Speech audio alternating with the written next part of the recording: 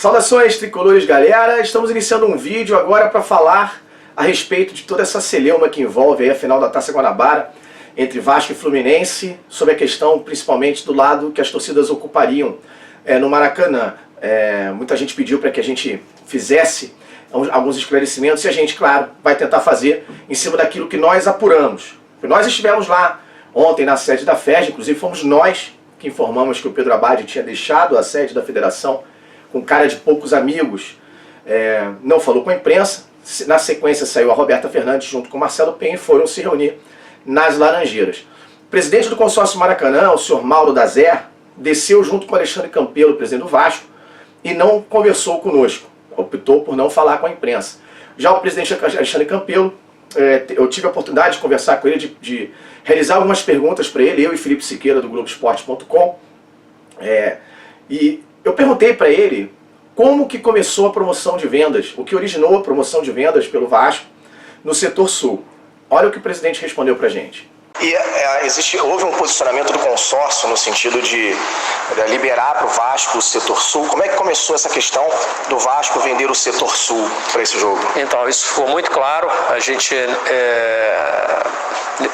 em reunião aqui na federação, na quarta e na quinta-feira, onde após a decisão de que o vencedor de Vasco e Resende seria o mandante da final da Taça Guanabara, nós questionamos tanto a federação quanto ao Maracanã se o mandante poderia escolher, e eles foram categóricos em afirmar que cabe ao mandante escolher o setor que vai ocupar no estádio. O Vasco tinha a posição muito clara de que, se não ocupasse o setor sul, não jogaria no Maracanã, levaria o jogo para o Engenhão ou para outro estádio qualquer, mas nos foi dito, tanto pela federação quanto pelo consórcio Maracanã, que quem escolhe o lado da torcida é o mandante. E só por isso eu aceitei e escolhi o Maracanã como o estádio da decisão. Bom, no nosso entendimento, ficou claro que o presidente do Vasco começou a promover as vendas no setor sul, porque tanto a FERJ quanto o consórcio Maracanã falaram que ele teria esse direito de escolher o lado que a sua torcida ficaria no Maracanã. A FERJ se valeu de um regulamento do Campeonato Carioca que ela imagina que se sobreponha a um contrato comercial firmado entre duas partes. O consórcio Maracanã foi omisso nesse sentido.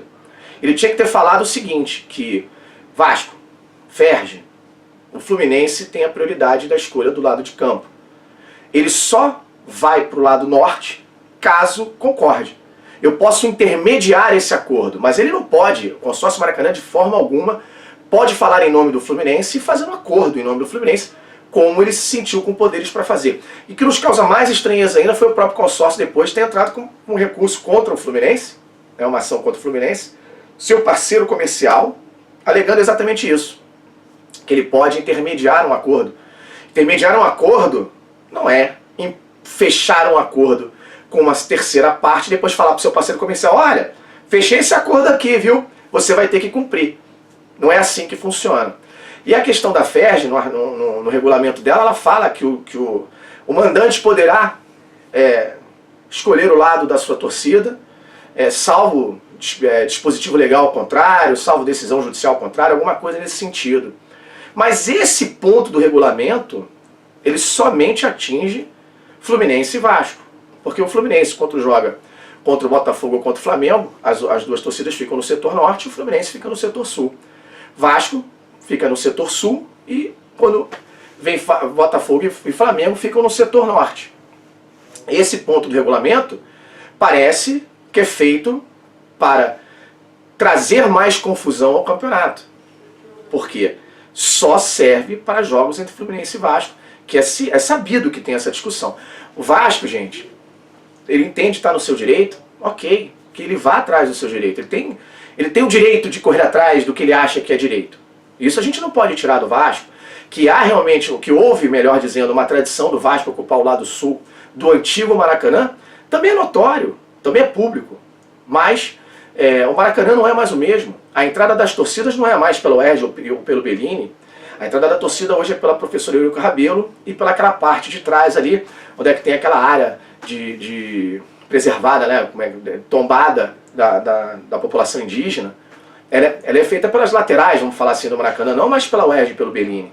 O Maracanã mudou. O Maracanã não é mais administração pública. O Maracanã é administração privada. E o Fluminense tem um contrato com essa empresa firmado em 2013 por 35 anos. Portanto, esse contrato vai até 2048.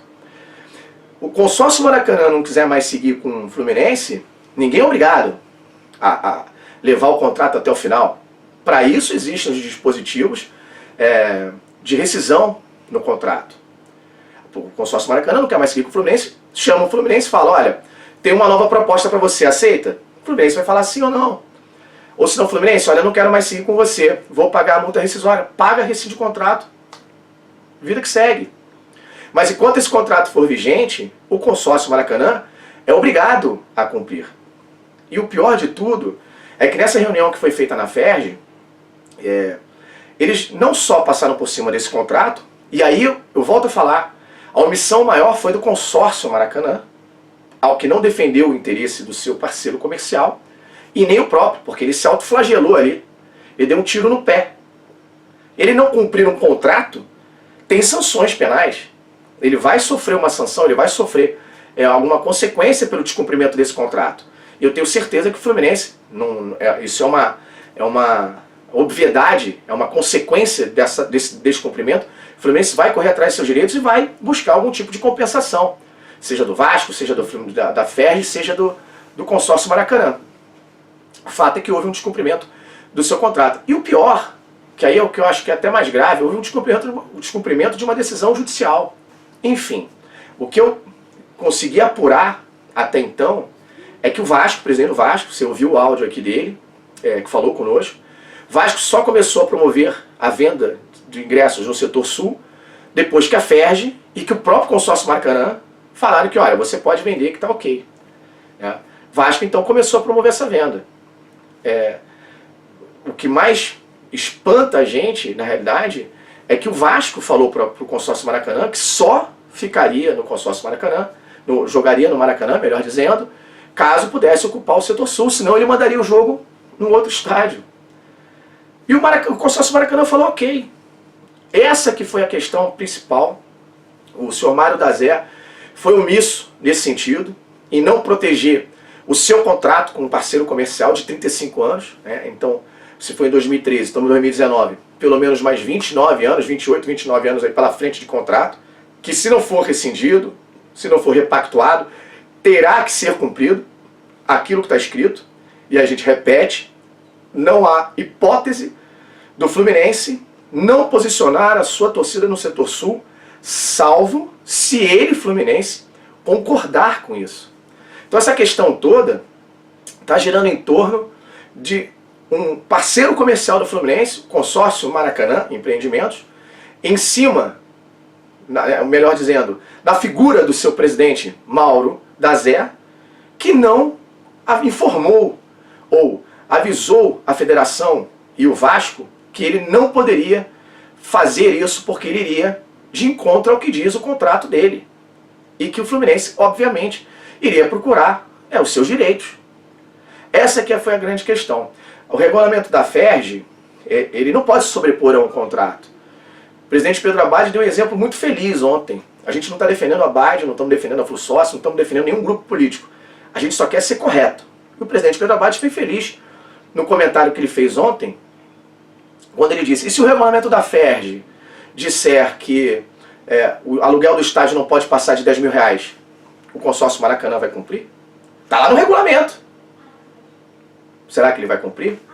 O que existe na realidade, a gente está investigando cada vez mais, talvez seja essa agenda oculta realmente, de querer fritar o Fluminense, a mídia é craque em fazer isso, colocar ele como culpado, o vilão de todas as histórias que acontecem no futebol brasileiro, e fritar o Fluminense para que amanhã depois enfraqueça ele e ele consiga rescindir o contrato de uma forma não tão dolorosa financeiramente para o próprio consórcio.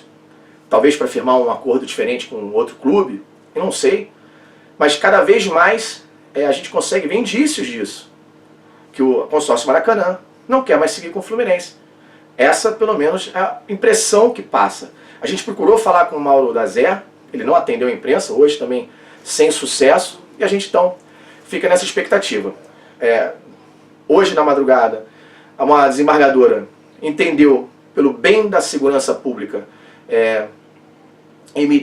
que o jogo fosse realizado com os portões fechados, ou seja, não vai ter nem norte, nem sul, nem leste, nem oeste. Não vai ter ninguém lá, nem da imprensa. Por conta dessa celeuma que foi criada, onde o Fluminense, na realidade, é o grande prejudicado. Está sendo vítima de uma omissão do seu parceiro comercial e de uma sobreposição de um regulamento de um campeonato carioca, que já está, vamos dizer, enfraquecido, né, por conta de toda essa confusão. Uma federação que, ao invés de preservar os direitos de seus afiliados, agride. A gente vai ficar acompanhando isso de perto. Qualquer coisa a gente vai trazer para vocês as atualizações aí do nosso site. Fique ligado, www.saudaçõestricolores.com. A gente vai ficando por aqui. Espero que a gente tenha conseguido esclarecer algumas dúvidas. Qualquer coisa, deixa aqui nos comentários. Por volta de umas 14 horas, 13 horas, mais ou menos 14 horas, a gente já vai se dirigir lá para o Maracanã para a gente se posicionar lá na tribuna de imprensa e buscar todas as informações de lá. E a galera que